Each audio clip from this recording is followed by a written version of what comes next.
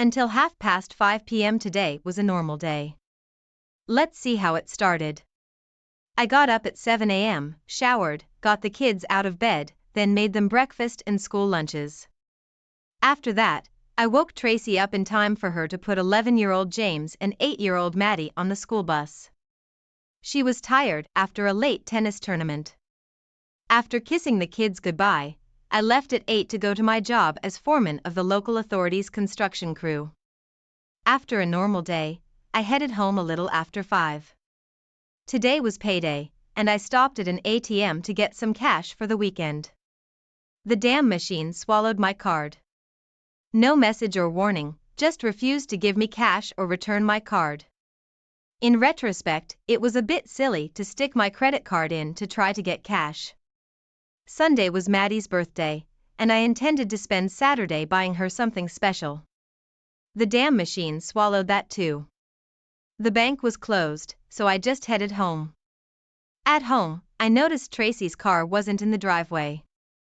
I hurried to the front door, hoping she hadn't made the kids come back to the empty house again. She knew I hated that.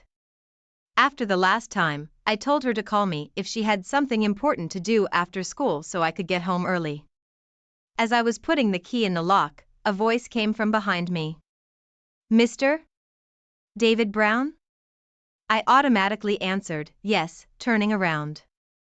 A middle-aged man was holding out to me a yellow A4 envelope with the names Slugden and Pike in one corner. He held it out to me. "You have been served, sir," and walked away. Confusion did not match what I felt. I continued on my way into the house. As soon as I entered the house, I felt that it was unusually empty. 2 minutes later, I discovered that not only were the other 3 members of my family not in the house, but all of their clothes and belongings were gone. There was no note or message on the phone. Nothing at all. All I had to respond to the confusion that engulfed me was a bloody yellow envelope. Sitting down at the kitchen table, I opened it. The first document, as I soon discovered, was a divorce petition. I'd never seen one of these before, but the title left no doubt. There were little sticky labels sticking out of the side that said, "Sign here." I didn't bother reading it, but moved on to the next document. This one was a little harder to understand. I finally realized that it said I had 2 months to vacate my house so it could be sold. What the hell? The third document was even harder to interpret. It finally came to me. Some guy named Michael Smith wants to adopt my kids. At the risk of repeating myself, what the hell? The last document had a title that left no doubt. The restraining order stated that I was prohibited from coming within 200 yards of my wife, my children, or Mr. Michael Smith and his home at 12, Riverview Drive, blah blah blah. I felt at a complete loss. The enormity of the change in my life threatened to completely shatter my soul. Perhaps it would have happened that way if it weren't for one thing I didn't realize at the time. The problem was so enormous that I could not encompass it in one fell swoop. My automatic emotional defense mechanisms kicked in, saving my sanity. My mind was blank at first, and then crumbs of certainty began to seep into my consciousness. My wife had left me to pursue a relationship with some guy I'd never heard of. She took the kids and wanted me to let them go so he could adopt them. She closed all of our joint bank accounts and wanted to sell our house to get the money. Her partner in crime's name was Michael Smith, and he lived at 12, Riverview Drive. To make matters worse, I was ashamed of my naivete. If Tracy had decided to take such a step, then everything that was going on had been brewing for a long time, and I hadn't seen a single clue. I knew Tracy wasn't that smart, so the only conclusion that could be drawn was that I was very stupid. I searched my memory for retrospective clues. Sure, about 6 months ago Tracy had become a bit aloof, but when I pointed it out to her, she came out of the state she was in. Our life, which had become a shadow of its former glory, came back with renewed vigor. What's more, it came back bigger and much better than ever. Gone was the sexually repressed wife I knew. In came the adventurous maniac I didn't recognize. I smiled, remembering some of the things that had been going on in our bedroom lately. Maybe she'd experienced them first with Mr. Smith? No, it wasn't Tracy. Solving that problem filled my veins with ice. I now thought she'd always wanted to do these things, but her repressive upbringing wouldn't let her do it with someone she respected. The logical conclusion to this was both sad and amusing. She lost respect for me 6 months ago, and it was sad. Hold that thought, Dave. You're going to need every opportunity to laugh to get through what's ahead of you. I was still numb with shock as I made the decision to take my first action. It was a surprise move for those who hadn't read my last psychological evaluation. My boss had gotten the trendy idea to have all senior staff members surveyed. I was proud of the line in their report. Mr. Brown doesn't really follow the rules. It was a subtle way of saying I was a bit of a results-oriented cowboy, getting the job done using accepted guidelines only as a reference. This message was followed by the highest professional compliment I ever received at a performance review that year. My boss, who was as straightforward as can be, sat me down and said, "Dave, every time I have a difficult job to do, I assign it to you. On that day, I write down in my journal how I think you will handle it and how long it will take. I am happy to say that I have never been wrong once." He then gave me a top mark, and we had a good laugh. Unfortunately, it meant nothing as I was already at the top of the tree that my qualifications allowed. The pressure of supporting a wife and children prevented me from completing my engineering degree to jump to the next tree. Half an hour later, I parked not far from 12 Riverview Drive. Let's just say it wasn't 200 meters. Tracy's car was there, but it showed no signs of life. It was the swankiest neighborhood in our city, and the house I assumed was Smith's was as big as any other on that street. I suddenly thought the name was vaguely familiar. Could Michael Smith be that annoying guy from the TV commercials? The one who insisted on appearing in his own commercials, which changed every week with monotonous regularity. He owned one of the city's few supermarkets. If my memory serves me correctly, he had taken it over in a hostile takeover about 2 years ago. If I was right, I was in trouble. This guy was a hot commodity. My reverie was interrupted when the front door opened. The guy walked out to his car and drove off. I recognized him as the same middle-aged man who had served me a little over an hour ago. This prompted me to open the yellow envelope I had brought with me and read the divorce petition. A declaration of war, you might say. Tracy was demanding absolutely everything. House, car, money, alimony, child support. On top of that, I was going to be completely cut off from access to the kids. I knew Tracy was competitive. Not only did she have to win everything, but she insisted on crushing her opposition in the process. This petition was typical Tracy. I was still mulling it over when, half an hour later, the door opened again. A well-dressed lady of about 40 came up on the top step.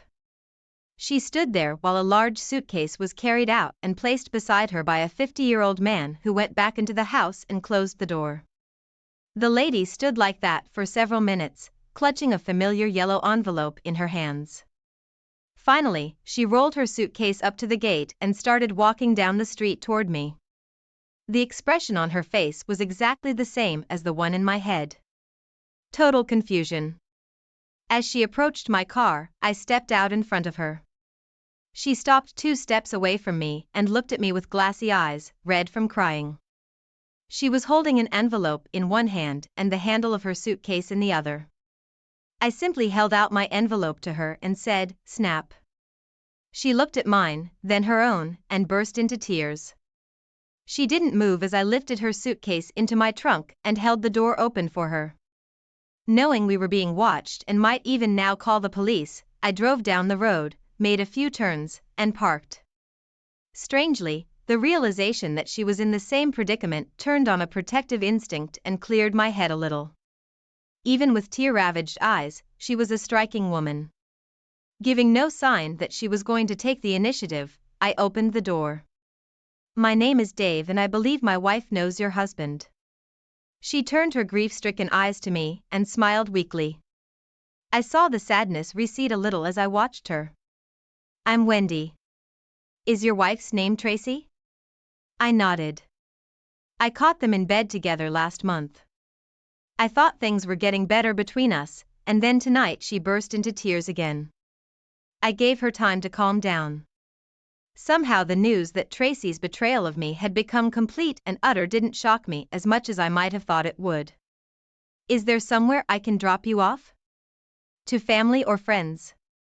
I have no family here and Michael has managed to alienate me from all my friends. Have you eaten yet? She shook her head. I checked my wallet. Less than $50. I drove to a familiar, inexpensive restaurant and led Wendy inside. To make a long story short, we exchanged life stories. I was 32, married my sophomore year of university, and had dropped out the following year when we fell victim to unsalvageable condoms. Tracy was against abortion and I had voluntarily dropped out to provide for my family. Tracy didn't work and I thought we had a good marriage.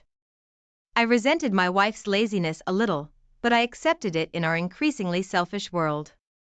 What annoyed me was that around other people Tracy seemed like a devoted mother, but in private she was a bit carefree and self-centered. I stopped bringing up this poignant issue. I was different. In public or in private, I loved my offspring tenderly. Since my parents were gone and I was an only child, my family was all I had. Wendy was 41 years old and the daughter of a mother who had abandoned her. Her father had done the best he could, but stress had reduced him to an early grave. Her marriage to the much older Michael Smith had turned out okay, but childless. Michael blamed her, refusing to take any infertility tests and citing his many siblings. Her inheritance was spent expanding Michael's business. At my suggestion, Wendy went to the ATM across the street from the restaurant to make sure none of her cards were working anymore. The conspirators' attack was thorough and well-planned. Given time, we could have mounted a successful counterattack, but for now we were discouraged, confused, and lost. In retrospect, other people's problems were the best therapy for me at this time. Wendy was still unable to plan for the future, so I invited her to stay in my large but suddenly empty house until she had a plan. I assured her that I was only offering this out of decency.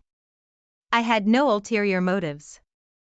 We drove home and I helped her get settled in the guest room. Then we shared a bottle of wine.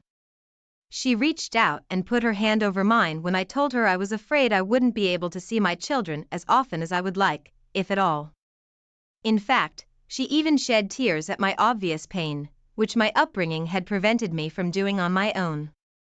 Our mutual exchange of concerns could have been conducted like a classic counseling session.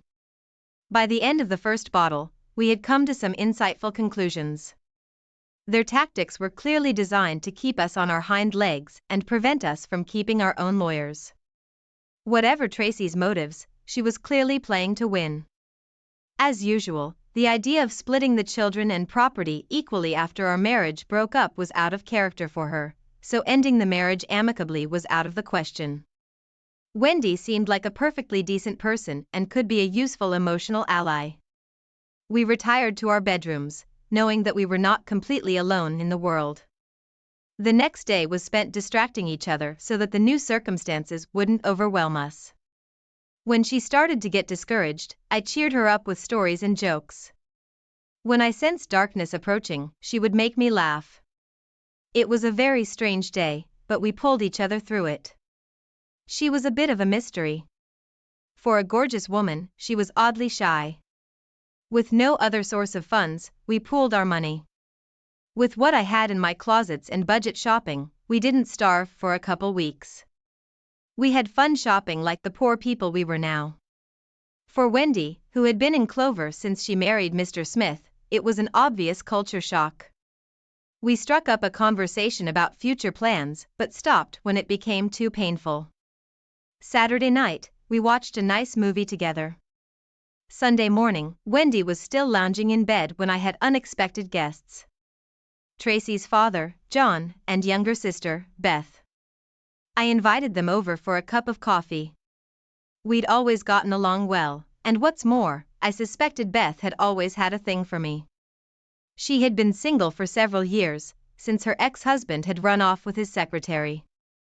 While the coffee was brewing, Wendy appeared in the kitchen doorway in her bathrobe.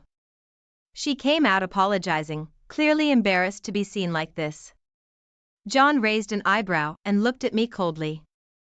Before you embarrass yourself, Dad, this is the wife of the man your daughter is cohabiting with. He kicked her out of the house on Friday, the day I met her. I offered her a place to stay because she had nowhere else to go. You see, I'm not the only one your offspring is trying to crush. I'm sorry, Dave. Tracy's mom was going to come too, but she's too embarrassed. We know what Tracy did to you, and I just wanted to let you know that I'm very angry with her. I didn't bother telling her to get out of our lives, but you know how it is, grandchildren and all that, right? I understand, Dad, and thank you for your thoughts. What confuses me the most is why she's doing this. I understand her tactics. Taking all the money, leaving me without a dime, and taking the house is just her game to win. But why? I realized from the look on his face that the news of the money and the house was previously unknown to him. His eyes went wide. You mean she took everything? Yes, Dad. All our accounts seem to be closed. I don't have a single bean. She handed me a notice to move out of the house and forbade me from seeing the kids. John's eyes grew wide as saucers as the full horror of what his daughter was capable of. He couldn't look me in the eye. I'm sorry, Dave. What a bitch. But I can answer your question. Yesterday she explained to my mom and me why. In a nutshell, money. She said you've already maxed out and she wants more. She thinks sleeping with a rich guy will give her what she wants. He's in his 50s, and from the way she talks about him, I can tell she doesn't even like him very much. I'd be careful if I were him. I think once she marries him, she'll leave him and take whatever she can get. How I raised such a mercenary bitch is beyond me. That's pretty damn rich, Dad. It was her decision not to terminate my first pregnancy that made me drop out of university. If I'd continued, I'd be at the top of a tall tree right now, not the top of a small one. John only shrugged. So why take the kids, Dad? We both know deep down she's not much of a mother. Why not just take the money and leave me with my kids? I don't know, son. At this point I noticed Beth looking at her father incredulously, but she didn't say anything. Obviously embarrassed to the extreme, John made his final apology and they left, after which he shook my hand. I made him promise to hug my daughter on her birthday. Beth hugged me and whispered in my ear, I'll be back in an hour. It was all quite intriguing. Wendy and I were eating breakfast when two mutual friends of Tracy and me showed up. They had seen Tracy and an older guy at the restaurant the night before and wondered what was going on. I explained the situation from my perspective and Wendy told her story. They were both offended by Tracy's behavior. They were both puzzled as to why she had left with the children. Apparently, they had seen Tracy playing the good mommy act when there were people around. We had just finished telling them the story when one of Tracy's friends showed up.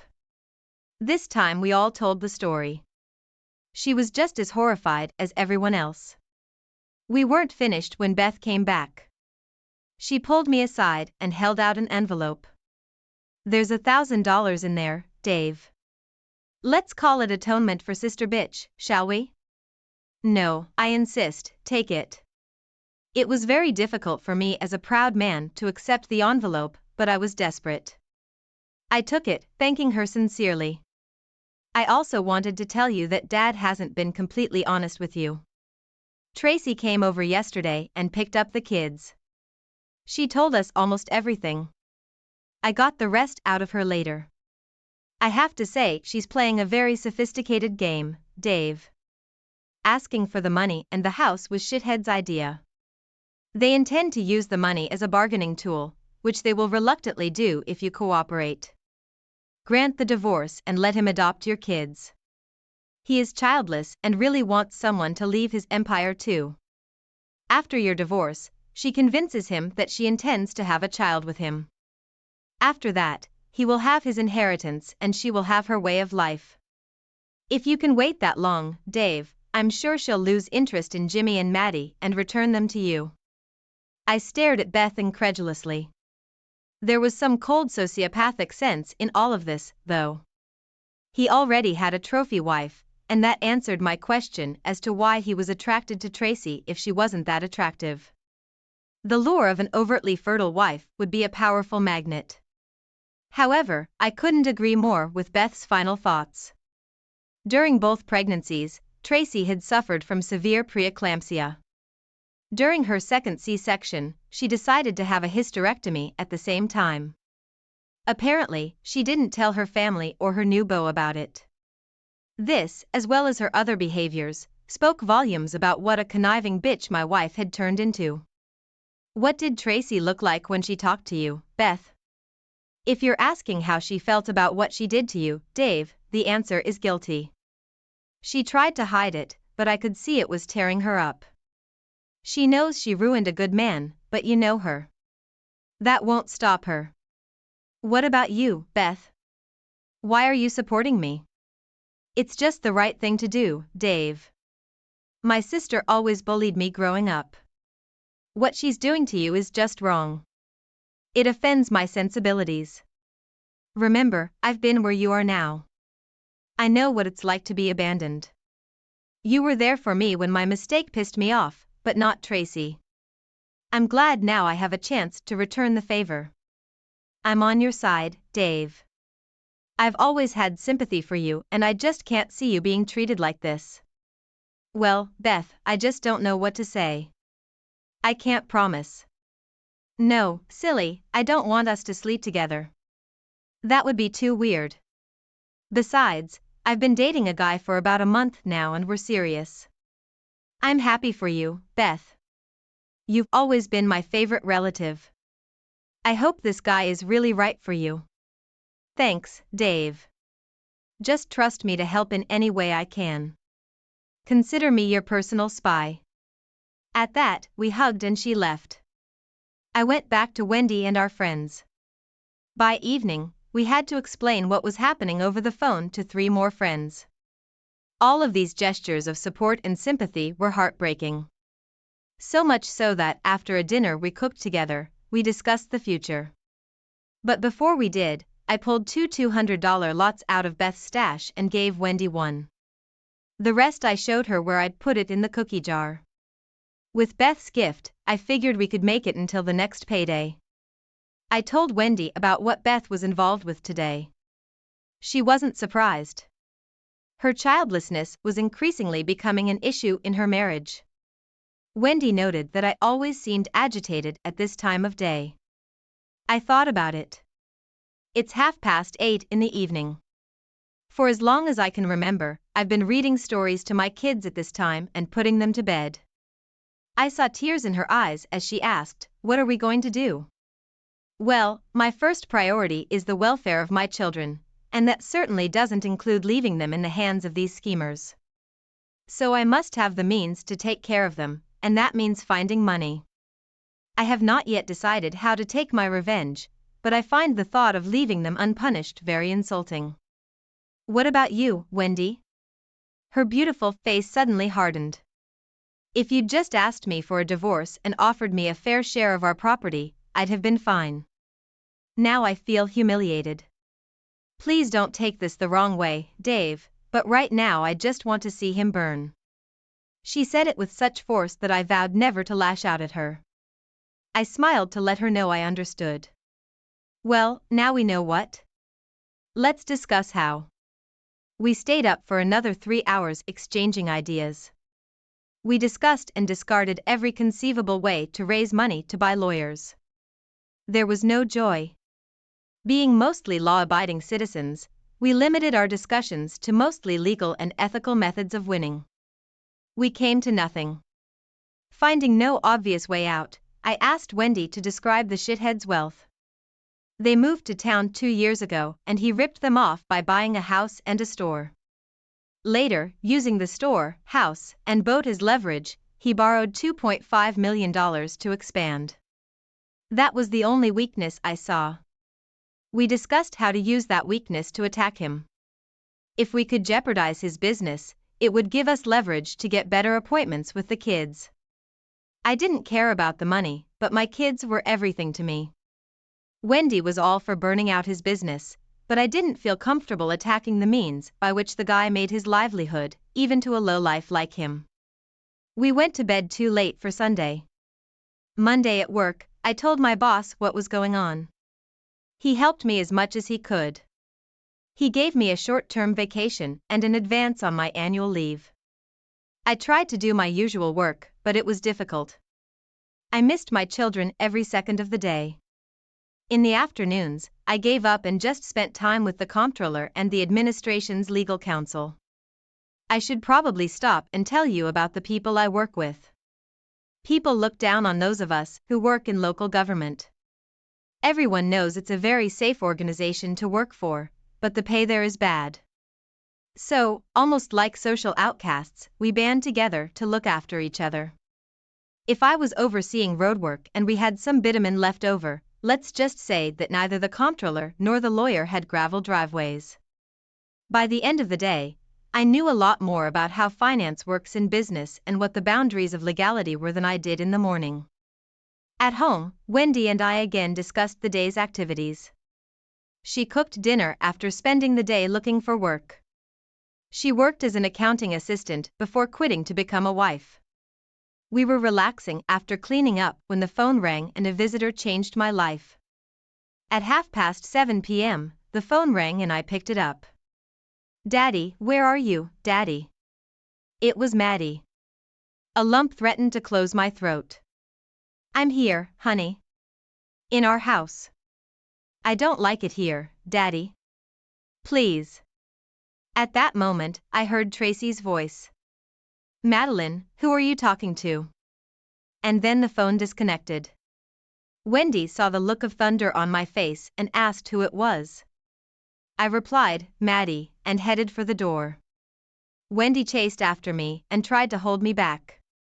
5 feet 2 inches versus 6 feet 1 inch. Yeah, this was going to work. "Don't, Dave. That's what they want. They want to put you in jail for violating a restraining order. Don't do it." That made me get up. Instead of heading out the door, I headed up the stairs to my bedroom to get some alone time with my emotions. I'm not sure how long I lay there, but suddenly there was a quiet knock on the door, and Wendy walked in, carrying 3 children's books. "Will you read me a story?"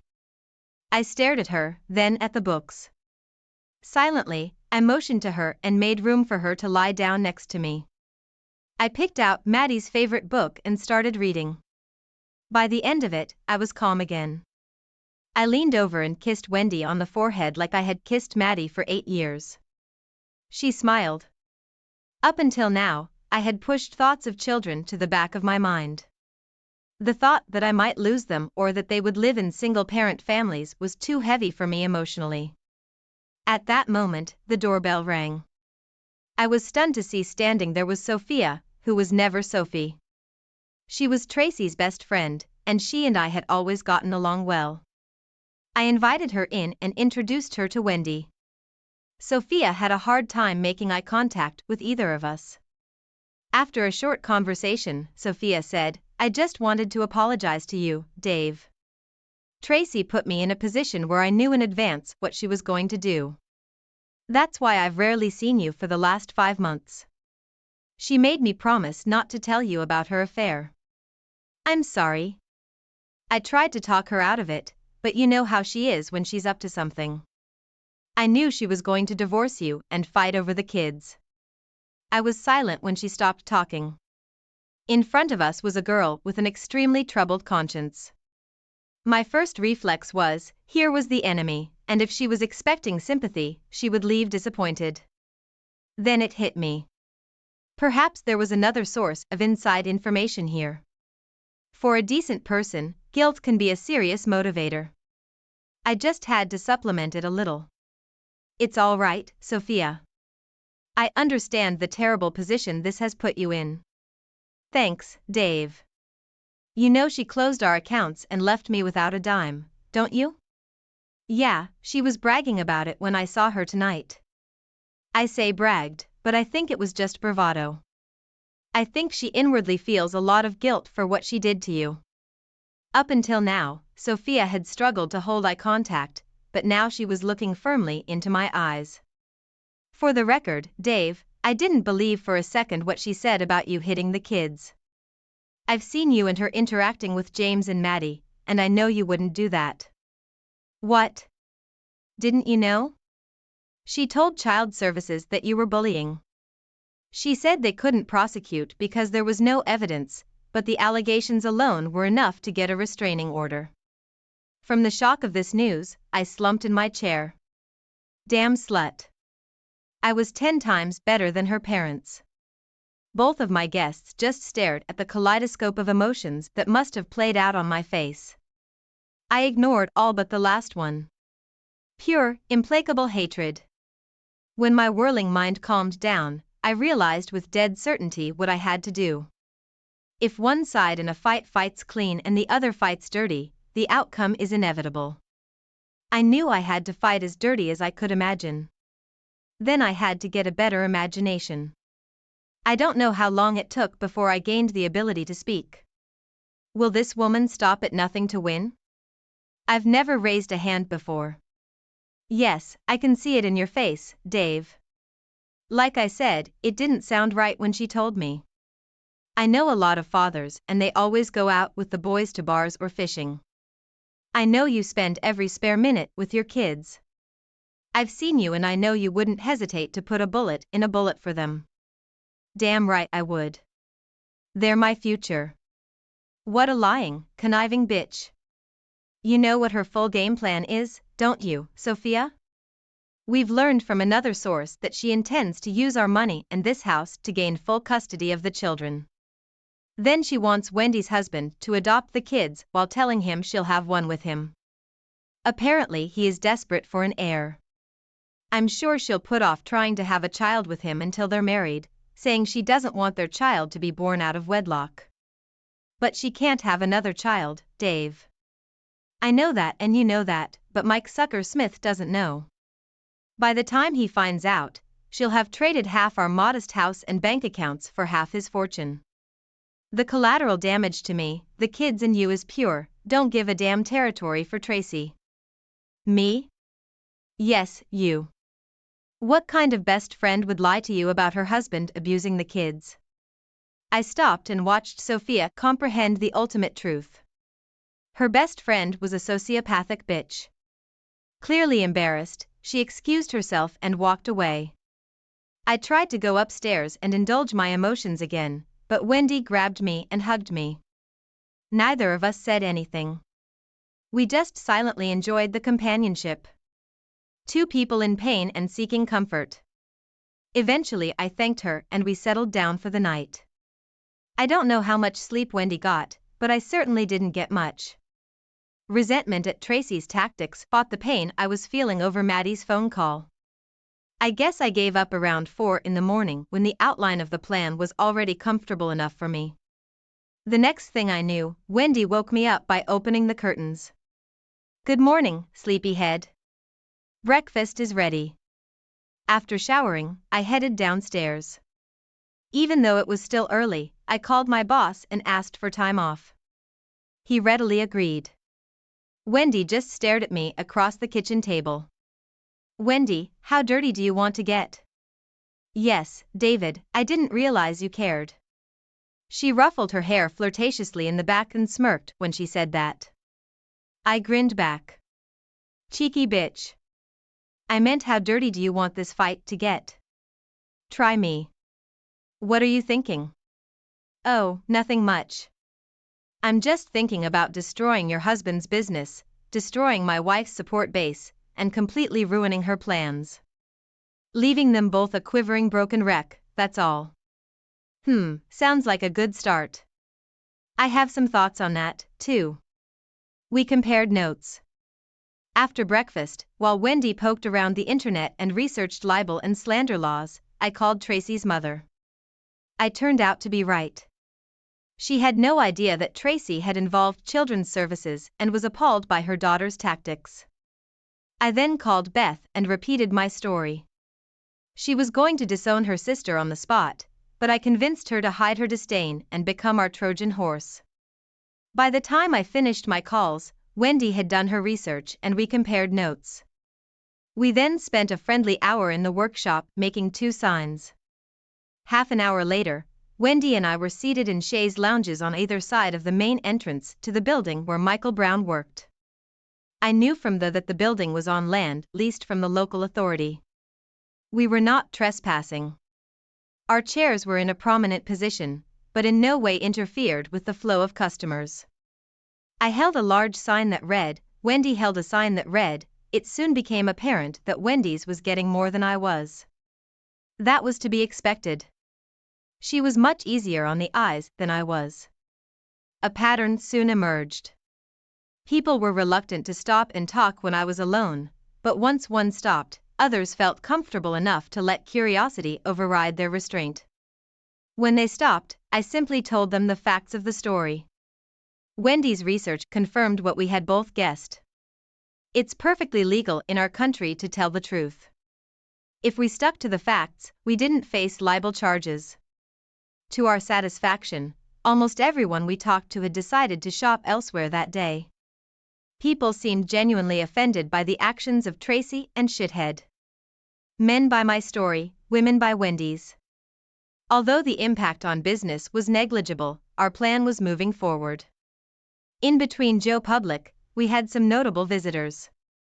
Just before lunch, the store manager came out to us and threatened to call the police. Wendy filmed me offering to give him the emergency phone number for the police. The police did show up right after lunch and after some discussion with the controllers, asked us to move our chairs back a bit so as to interfere less with traffic. Our faith in the success of the plan was strengthened around 4 p.m. when a reporter from a local radio station asked permission to speak with us. As Wendy and I told our stories, quite a few people gathered.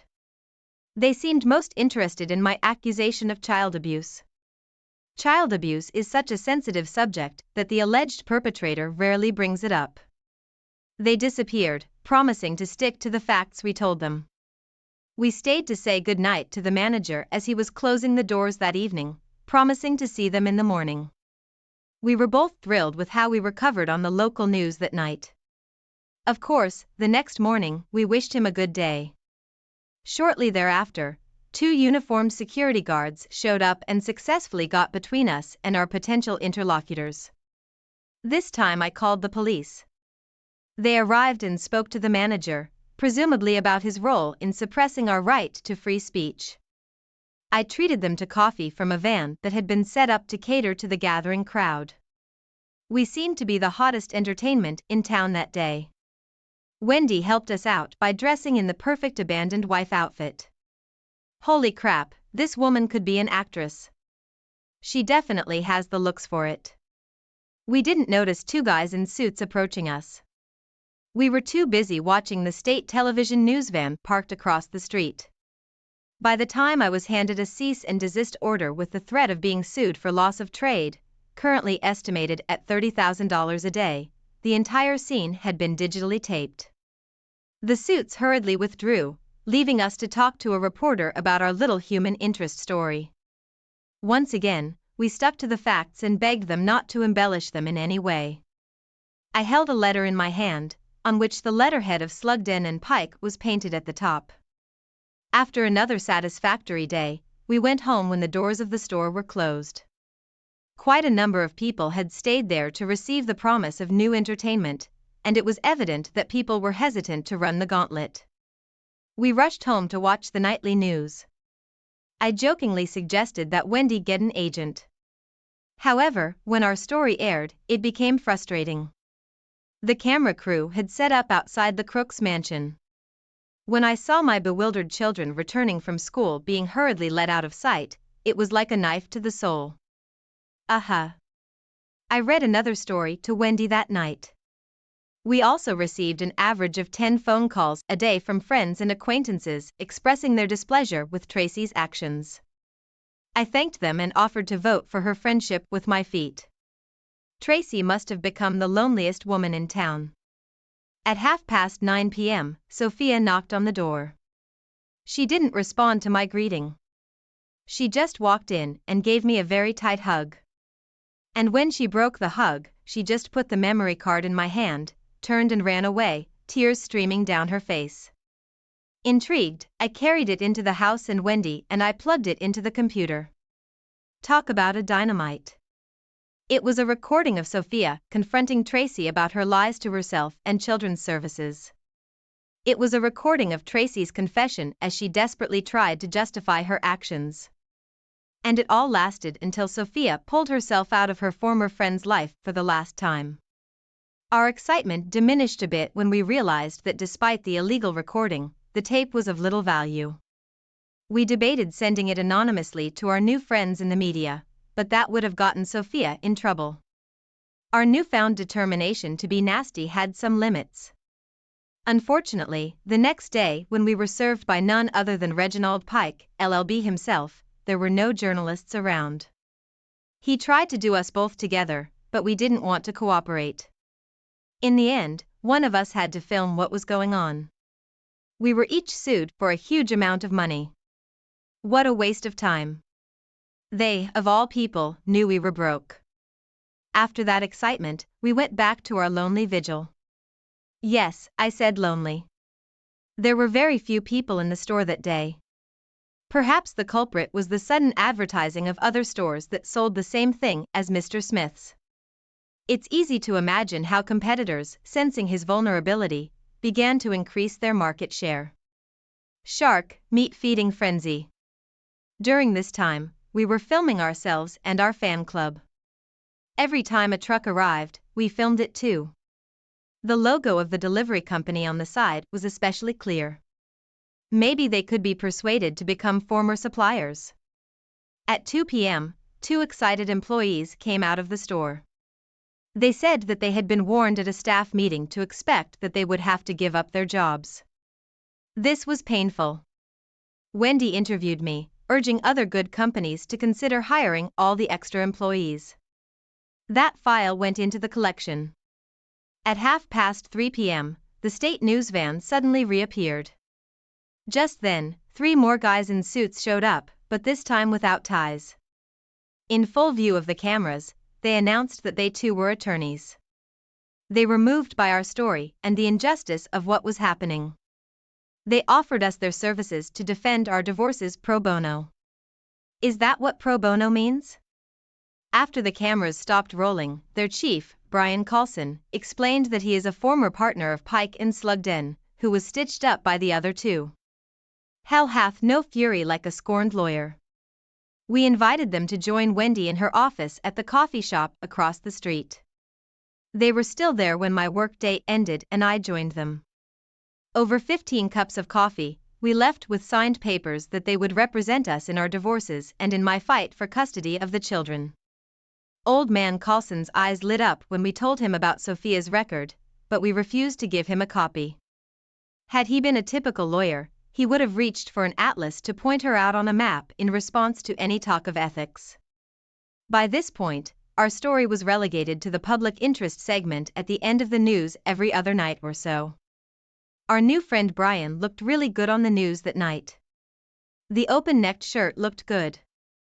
Come to think of it, we had a classic relationship between a remora and a shark. Remoras are little fish that follow the shark and get protection and tidbits from it. In return, the shark gets to live a parasite-free life. If Mr. Carlson would like to think he's a shark, that's fine with me. That week and the first half of next week passed with only one development. I missed my offspring and Wendy more and more and numbed Maximy's buttock more and more. Mr. Carlson made sure there was media coverage of our filing for an interim order to recover half of our liquid assets, for an order to vacate the premises, and for Tracy to deliver my children for visitation. The interest in our newfound celebrity also provided good coverage. Australians have always been supportive of the underdog. I think the state news reporter liked Wendy too, which didn't hurt our cause. Perhaps it was the high-profile nature of the case that got us to the hearing on Monday of following week. I was supposed to go first and Wendy was to go right after her. In preparation, during the latter part of the week, I decided that Mr. Carlson was also a bit of a dirty fighter. That was just one of the things I admired about him. We didn't go near Sheethead's business on Thursday, but after learning that customers were sneaking back in, we resumed our vigil on Friday. I'm damn glad we did. At 9 a.m. on Friday, Sheethead himself drove into the parking lot. He was followed by the highway patrol with blinkers. Maybe having a Merc with blinkers and customized license plates wasn't such a good idea. It took the guys in blue a good 6 minutes to find something amiss, but they succeeded. I waved happily as they drove out of the parking lot after handing over the ordnance. Wendy videotaped Sheethead entering his business through the front door. We wanted to prove that any interaction started on his initiative and that he was the one who violated our restraining order. An hour later, Wendy pointed to the parking lot where two other suited gentlemen were getting out of a car with a local bank logo. They headed for the store. Wendy approached them. It's the 24th today, isn't it? All day. Guess who had to pay off a loan yesterday? I only grinned. We went to bed early. My vacation pay had just been transferred to a new bank account. It was an excuse for a modest celebration. We also went to the movies instead of our usual evening in front of the TV. That weekend I had trouble sleeping. Since the first court hearing to decide the fate of my family was to be held on Monday, I was very nervous. Unexpected visitors on Saturday distracted us, albeit pleasantly. An old friend Wendy saw the commercial and sought out her longtime pal. Then, late in the afternoon, Mother, Father, and Sister Tracy showed up. I stopped by the store and we had an impromptu barbecue. Wendy entertained them all while I was gone. She was a hostess by nature. While I was gone, I pondered the motives of our guests. I suspected that now knowing all the facts, Tracy's parents realized that I had righteousness on my side and suspected that I would prevail in the end. They wanted to ensure continued access to their grandchildren. Everyone had a pleasant time. At one point, Beth managed to leave me alone. How's your back, Dave? Fine, Beth. No sharp pains when the metaphorical knife stabs into your back? What, your sister's not happy? No, you're not playing by her rules, Dave. You should be begging and pleading by now. Your little picket outside the store caught them off guard. Saying they're a little disgruntled is like saying the Pope is a little Catholic. Tracy is a fidget spinner. But of course she blames it all on you. Butter won't melt in my sister's mouth. Mom and Dad don't talk to her, and Sophia was the first of her friends to leave the ship. According to my dear sister, she and her lover are afraid to even go to restaurants. It was mentioned by others, even at the country club. Keep it up, brother. You're winning. Oh dear, how sad. Never mind. How are the kids? Not bad, Dave. They're a little sad and confused as you'd expect. I get there every 2 days or so and play with them. Here, I've got some pictures. She pulled out her camera and I flipped through them. Tears came to my eyes. Only one of them showed my little Maddie smiling, and it was a forced smile. I thanked Beth profusely for all she was doing, and we rejoined the other guests. As we left the room, she pulled a bunch of keys out of her pocket and dropped them to the floor in an exaggerated gesture. Gosh, I think I dropped the keys to the Mercedes, your wife's car keys, and the spare key to the house on the floor. How careless of me. We both grinned again and returned to the straight world. Sunday morning, I had just woken up when I heard, "Hey, Sloppy, it's your turn to make breakfast," shouted to me across the hallway between my bedroom and the guest bedroom. I made breakfast, then wrapped a white towel around my waist, hung a tea towel on my arm, pretending to be a servant, and headed out for delivery. At 10 a.m., the third Monday of my vacation, Wendy escorted me to the family court hearing. That's when I got my first good look at McShit. I realized it was him when Wendy hissed and tensed when he walked in. In his 50s, he was fat and balding. I found out later that he had looked quite trim when he seduced her 15 years ago.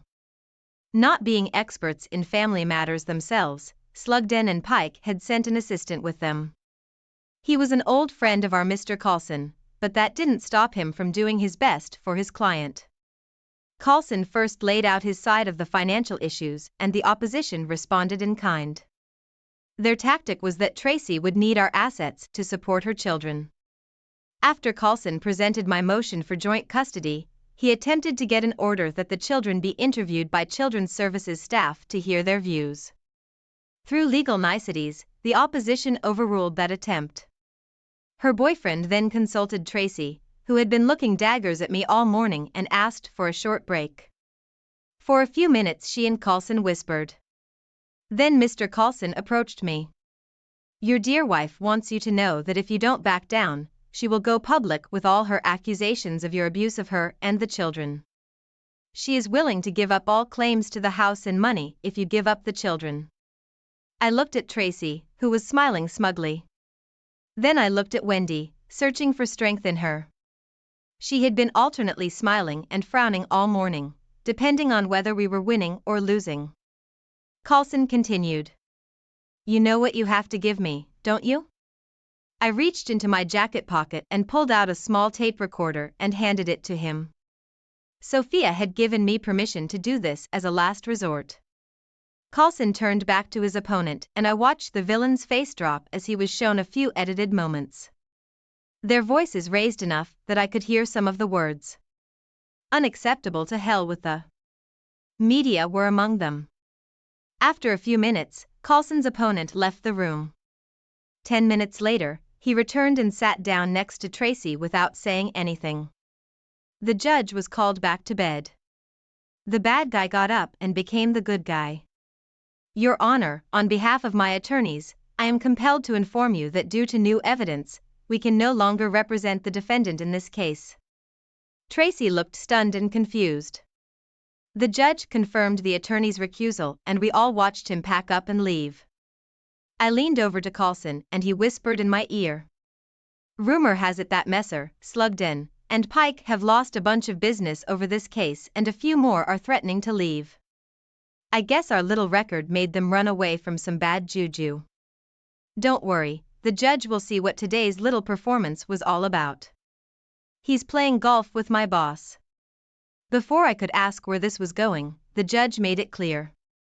He adjourned the case, giving Tracy 2 weeks to find another representative.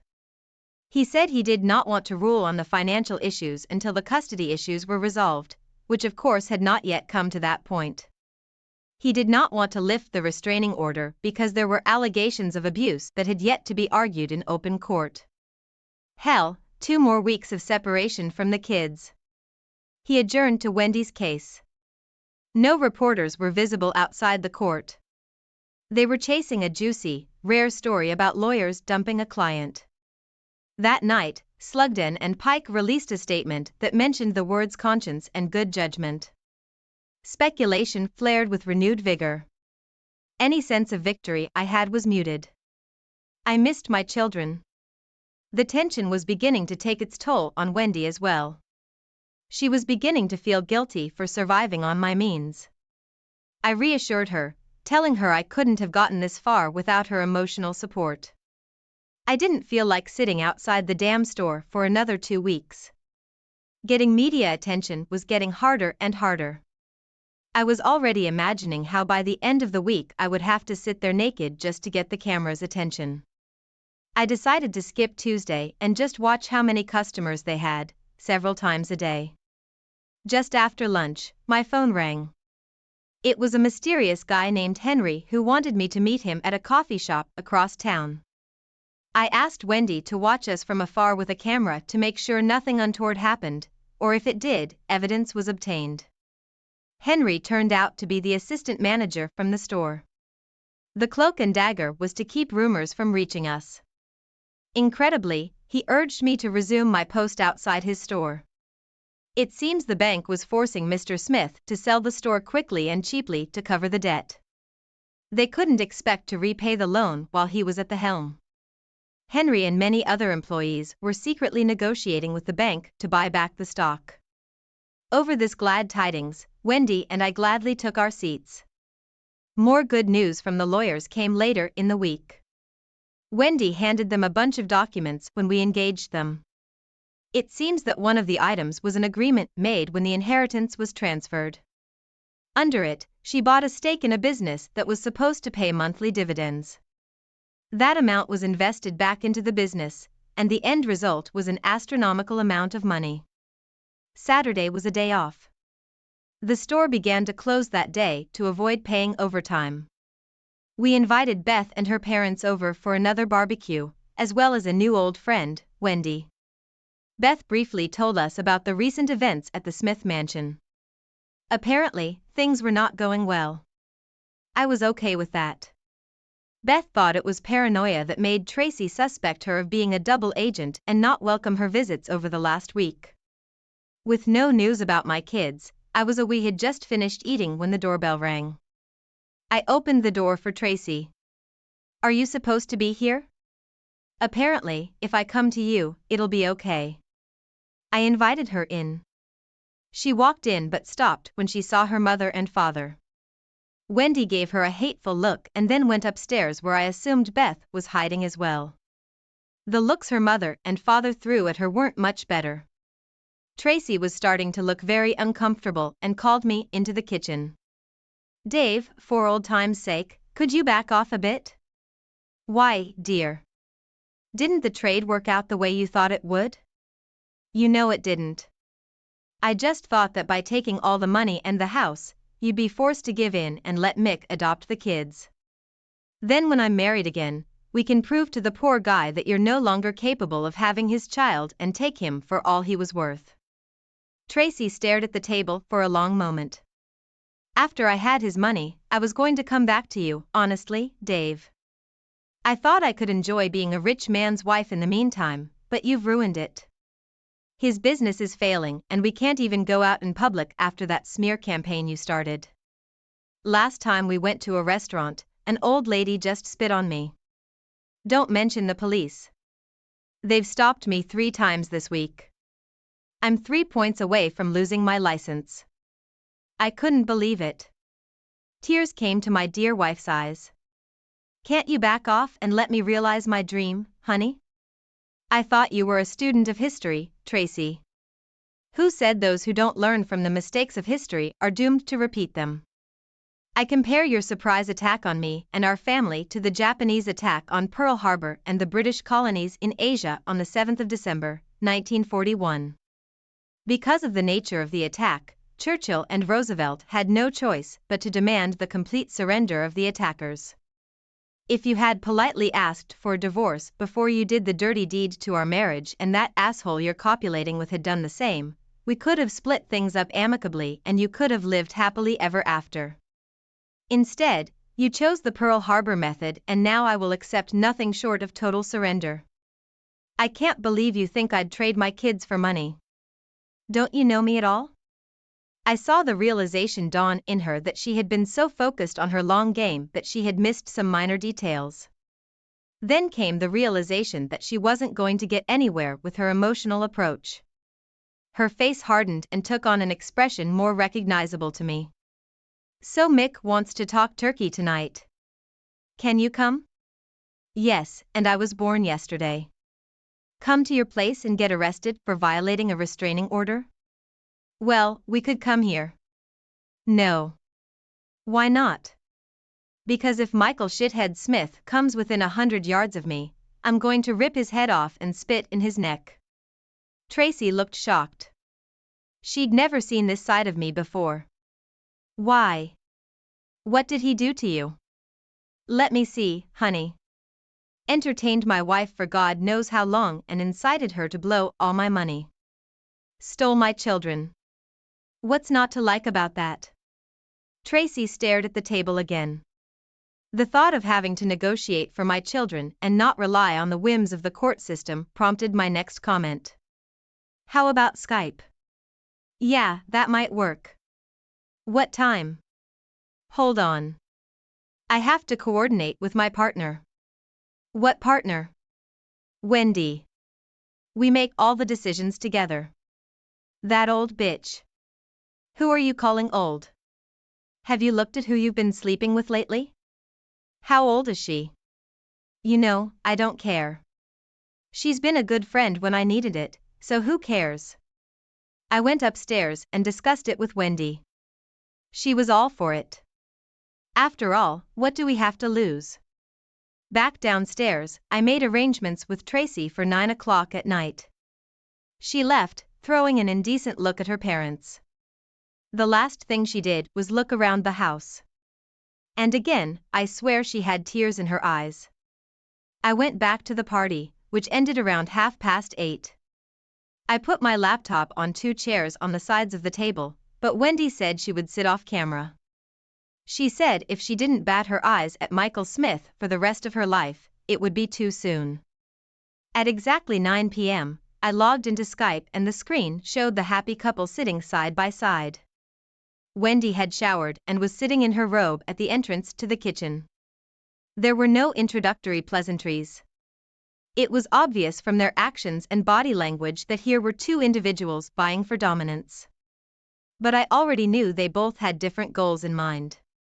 By the end of the session, I realized that he was a little more dominant than she was. It was obvious from Smith's opening gambit that he thought he was still in a bargaining position. So, Brown, let's talk turkey. Let me make one thing clear from the outset. Mr. Brown or David, okay? I don't care which is which. Shithead clearly hadn't expected my firm voice. His eyes widened in shock, and he glanced at Tracy with an edge of his eye.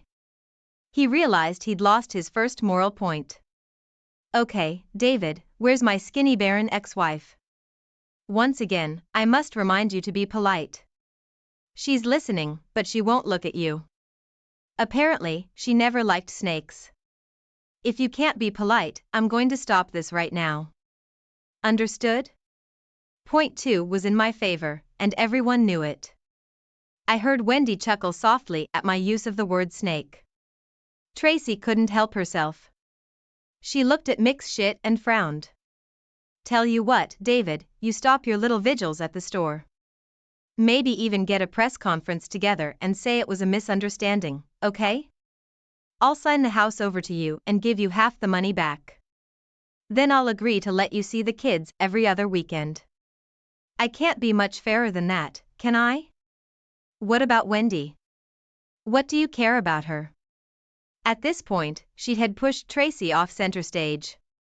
I'm willing to give her 10% of the profits once the business is profitable again. I looked at Wendy. They say a picture paints 1,000 words. In Wendy's picture, the middle figure was resolutely raised above the rest. I smiled. Wendy declined your kind offer. At least I think that's what it means. I repeated Wendy's gesture toward the camera. As for your offer of visitation, I have to tell you that I have decided that neither of you can see my children, so you can shove your offer up your ass. Be reasonable, Mr. Brown. Once I have a child of my own, I won't give a damn about yours, and you can have them all to yourself. I looked at Tracy's reaction.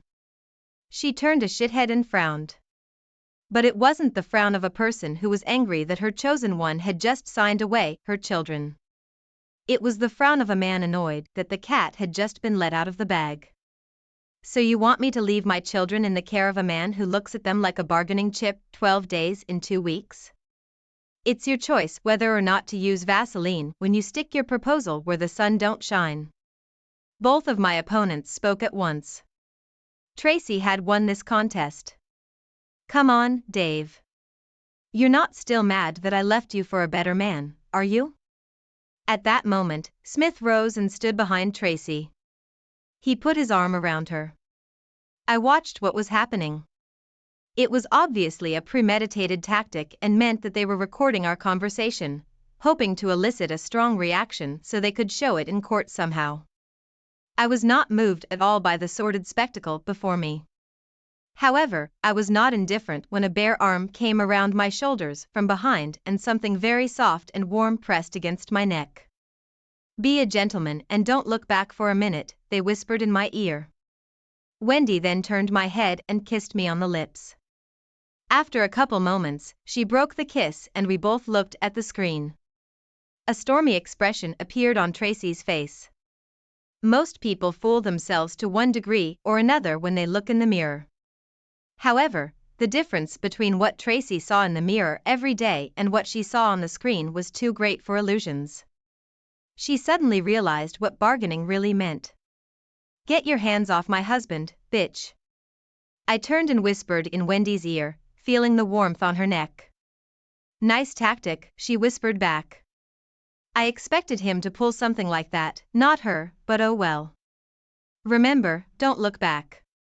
The warm feeling disappeared after that, much to my dismay. I kept my promise and didn't turn around. I didn't need to. The little selfie in the top corner of the screen was already visible. What? I may be a gentleman, but at the end of the day, I'm human. Both people on the other end of the connection were mumbling something, but in my reverie, I had no idea what. Then the doorbell rang. While Wendy got dressed, I went outside to open the front door. It was my kids. As soon as the door opened, they wrapped their arms around me, mumbling incoherently. James, cradled against my chest, was snuggled against one side. Maddie snuggled against my other leg. Once again, I fought back tears. I was in seventh heaven. All I could hear was the intermittent words, "Aunt Beth gave me the camera." Wendy showed up and I asked her to keep our internet friends occupied for a while. Then I took the kids to a quiet place. When they calmed down, I got a story out of them, one at a time. They both had sore feet as they walked through the mansion. Aunt Beth gave James a camera and he recorded his mom saying, "Eat your own damn breakfast." Both kids were shaking from hunger and fatigue. I brought them glasses of milk and told them to drink slowly. I also told them to wait here and a nice woman named Wendy would come and watch them in a minute. Back in the kitchen, I gestured for Wendy to come in and asked her to watch the kids. I then took a very deep breath and sat down in front of my laptop. Tracy read something on my face and fell silent, but shithead couldn't take it anymore and spoke up. I just wrote him. "Tracy, where are the kids?" "Upstairs in bed." "No, they're not. They just walked through the dark to get here." I paused to contain my anger again. Shithead, they're both telling me they didn't eat properly. Tracy was the first to recover from those hissed accusations. "We'll come and get them soon." "No, you won't. The day I leave them alone with you pair of assholes, I'll see Satan skating to work. If I see you anywhere near here, I'll take whatever physical measures I deem necessary to keep you from seeing them." Shithead grinned triumphantly. He'd gotten the threat he'd been counting on. "Thanks, asshole." After that, the connection went dead. I checked that the conversation was recorded on my end and went to find the others. Maddie was sitting on Wendy's lap, chatting about her favorite subject, horses. James was sitting next to her, peering into her face. I pulled out the rest of the pizza and again asked them to eat it slowly. I knew what was coming next, so I took the camera from James and copied it to my laptop. I created a folder and put the camera files with Sophia's voice recording and the Skype session file in it. I fast-forwarded the part of the Skype recording that had the snippet I wanted and noted the time. Along the way, I took a picture of Maddie's wrists and added it to the folder. It was another half hour before the doorbell rang. I had just enough time to hug both kids until they calmed down and called Beth and asked her to come over. When I was done, Wendy was reading a story to the children. 2 female child care workers knocked on my door at about 10:30 p.m. I invited them in and offered them drinks. They were defensive and hostile and insisted they had come to return the children to their mother. "I'm afraid this is unacceptable to me." They tried to insist, but I sat them down, showed them the bruises on Maddie's wrist and made her tell me how she got them. I made James describe his hunger strike, then showed them a video of Tracy yelling at them and a short clip of Shithead saying, "Once I have a baby of my own, I won't care about yours and you can take them back." So you're really going to send them back to that Wednesday after they were allowed to walk around here in the dark? They both looked uncomfortable. I'm sorry, sir, but we have to enforce the current order. You have been accused of abusing them and your wife. If we leave them here and they get hurt, we're in big trouble. We have superiors to whom we must answer. I deliberately kept my voice calm as I replied. I can tell you that if you put them back in an environment where you have evidence, not just accusations, and they get hurt again, I'll be the one to answer to. Are you threatening us, sir? No, just giving you an idea of what life will be like. Before the older of the two could call the police, I suggested an alternative plan. I told them that my wife's sister was on her way over. If everyone agreed, I would gladly hand them over to her as a neutral party, as long as both parties agreed not to take them away from her. The older woman disappeared for a while, presumably to call Tracy, and then came back and said the deed was done. I imagined Tracy and Shithead were happy about it. I imagined they were idly cheating on me by trapping me in a trap where I threatened them on tape. So I said goodbye to my children with a heavy heart, promising to do what I could for them.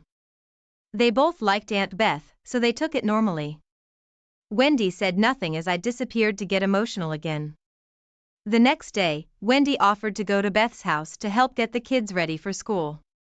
I agreed. For the rest of the week, she picked them up from school and drove them to Beth's. I headed off to work as there was no point in continuing the vigil. A phone call from Henry confirmed that the store was running negative and his plans were going well. The following Monday, we appeared before the same judge. Last time, Tracy and I had settled everything except custody, so everyone was focused and prepared. This time, Wendy appeared first and both sides presented information about her financial problems with Mr. Smith, including unpaid dividends. Mr. Smith was clearly hoping this wouldn't come out, and nearly fainted when it did. The interests of the conspirators were represented by some out-of-town firm, and from what I could tell, they were not very good. The judge would not give a verdict on the actual amounts until forensic accountants had estimated the value of the unpaid dividends, but indicated that after Wendy's dividends were paid, the total share would be $65.35. He acknowledged that he had been harsh because of Mr. Smith's ugly behavior. Wendy indicated that she was happy for Mr. Smith to keep the house after paying his share. As a status symbol, she knew it was important to him, and she didn't want to live there. In my case, their lawyers foolishly asked that an illegal Skype recording of a conversation be admitted into evidence.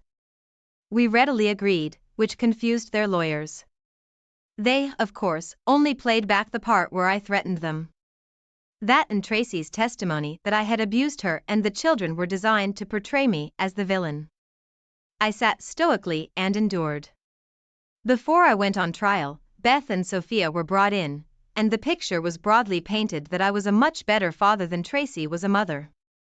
Beth's words were so powerful that the judge asked her to confirm that she was Tracy's sister, not mine. Tracy could not believe the betrayal and actually left the courtroom during those 2 sessions. Then it was my turn. Mr. Coulson led me in describing the initial ambush, the children walking to my house at night. He managed to get the facts about the hunger strike out of me, focusing on the detail that the children's mother and foster father had no idea what was going on. He presented the children's testimony, obtained by Child Services, on these and other matters. Because the opposition presented the Skype recording, they were unable to object when we showed them the other part of the recording, namely Tracy's reaction when her partner said he didn't care about my children. Coulson attempted to introduce the video shot by James. The opposition tried to deny the motion, citing the rules of evidence. The judge took umbrage. Gentlemen, this is not a criminal court. The same rules don't apply here. My job is to do the best I can for the children of the marriage, and I take that responsibility very seriously. Mr. Coulson, you may show the videotape, and while you show it, may I listen to the other tape that was rumored last time? So, I saw Tracy and Shithead cringe when they heard her yelling at her own kids to go get their own breakfast. It didn't compare to their reactions when a 10-minute tape was aired of Tracy admitting to Sophia that she lied to child services about me bullying her and the kids. She could be heard on the tape saying it was all Michael Smith's idea. The judge just stared at her for the last 4 minutes of the tape. Her head was buried in her hands. Michael wasn't happy either. I guess Slugden and Pike never told them why they recused themselves. When the opposition attorney was asked if there were any answers, he just stood there opening and closing his mouth like a goldfish. The judge said he had one question for me, and I knew what it was. Mr. Brown, can you explain the open threat you made to Mrs. Brown and Mr. Smith? I should also mention that it has come to my attention that there have been rumors of threatening behavior towards child support workers. I was well prepared for this. For a change, the man was going to use an emotional argument in an argument with another man.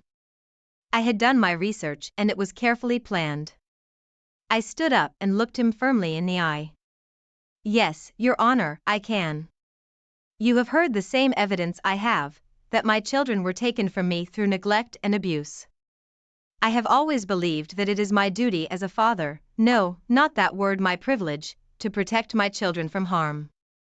I am willing to die for my children, as I'm sure you are willing to die for yours, Your Honor. The fact that I risked my freedom by threatening my abusers didn't even make me break a sweat. Yes, I threatened them, and I would threaten them again in a heartbeat. For a moment, I thought the judge was about to be embarrassed and applauded. I could see the admiration in his eyes. He nodded to me and withdrew to think for a moment. He returned less than an hour later. I was given full custody of the children and Tracy's access to them would be at my discretion. I heard Coulson sigh at that. This was something he hadn't seen before. The judge ruled that all court costs were not to be covered by utility funds. I was awarded the house and 65% of the liquid assets.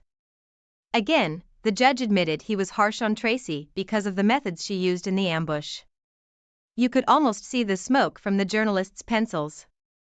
A few of them spoke to me outside of court, but I have no idea what I said. I was hovering on cloud 9 at that point. Wendy took the kids home and I took all their stuff from the mansion. Tracy and Shithead yelled at each other the whole time I was there. At home, I just hugged and cuddled my kids. That night, the little damn stragglers wanted Wendy to read them bedtime stories instead of me. They said she was better at it. Fair enough. After reading each of their books about 1,000 times, I got a little bored with it. The next night, Wendy and I threw a party with Mr. Coulson and his team as the guests of honor. There were 2 journalists at the party, so hopefully Mr. Coulson got the publicity he deserved. I overheard him say pro bono to one of them. All of the Tracy family was present, as well as most of our mutual friends and some of Wendy's growing list of new acquaintances. Even my boss showed up, making a few snide remarks about having a celebrity working in his department. I raised a toast to Beth, elevating her to the rank of favorite aunt. It was quite late in the day by the time the party was reduced to a family gathering. I sat at the table with Beth and her mom. John was snoozing on one of the couches. On the other, Wendy was reading a story to the kids. My mother-in-law brought up a burning question. Dave, how often are you going to let Tracy see the kids? This question had occupied my thoughts since this morning. I don't know, Mom. I guess it depends on what she wants. If she wants to see them, then I won't stand in her way. After all, children need the influence of a loving woman if they want to grow up balanced, don't they? My ex-mother-in-law just sat back and shook her head. You know, Dave, for a smart man, you can be a real cretin sometimes. What the hell? Your kids are sitting over there with a woman they clearly love, and who just as clearly loves them and you. I turned around so fast I almost knocked over a chair. Wendy looked up and saw 3 people looking at her, one with an incredulous expression. She instinctively realized what this was about and blushed thickly. I stood up and walked slowly to the couch. I know my next sentence won't win any awards, but it was sincere. Apparently the position of the mother of these children is now vacant. Would you like to apply for the job? My answer was a woman who, as if by magic, rose from the couch and melted into my arms. We kissed long and deeply. The kids were acting sardines again, snuggling up to us. It all felt so right. We put the kids to bed and said goodbye to our guests. I carried Wendy into our bedroom. On the threshold, she uttered, "Have you asked me to marry you yet?" Yes, silly, I did. I thought I had. Did I say yes? Not officially, I suppose. Why? Well, I'm clearly not cut out to be a working foreman, but not an engineer. Maybe when I have some money you could go back to school. Sounds great to me. Anyway, who's not up to who, Grandma? Epilogue. Basically, Tracy never contacted me about seeing the kids. They never asked about her since Wendy was too busy. The bank brokered the sale of the store to a consortium of management and employees. Henry, as a local celebrity, asked me to unveil a huge under new management sign to attract media attention. By the end of the first week, the store was up and running again. My bank account soon became smaller than Wendy's. As agreed, she took only cash and her ex took the mansion and enough startup capital to start over. According to family rumors, Tracy was still with Michael. Perhaps things would have stayed that way if I hadn't run into Mr. Smith one day, he caustically remarked, wiping the smile off my face as his appeal began. Apparently his legal team really thought some evidence should have been excluded. I asked Mr. Coulson to keep an eye on the court registry for me. It was he who discovered that everything was on hold while the happy couple went on a month-long cruise in the West Indies. Frankly, it was pure coincidence when Mr. Smith received a fax while they were standing in port. It was simply instructions for the care of Tracy Brown, discharged after a C-section and hysterectomy 9 years ago. How was I to know that the ship was docked in a country where it is highly disliked when men hit women? Being a basically honest person, I never asked Wendy how all those homeless people got into the mansion and trashed it to the point where it was uninhabitable. After all, if I discovered evidence of a crime, it's my civic duty to report it, isn't it?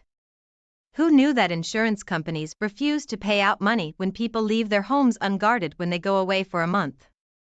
Where did I put the keys Beth gave me? Was that the burned-out Mercedes I saw yesterday on the side of the highway? At the end of my first year at university, I offered to work part-time until graduation to help look after our baby. But Wendy said she didn't know how long she could tolerate being the wife of someone with no qualifications. Bloody snob. Thanks for watching. I hope you enjoyed it. So subscribe to my channel and watch the next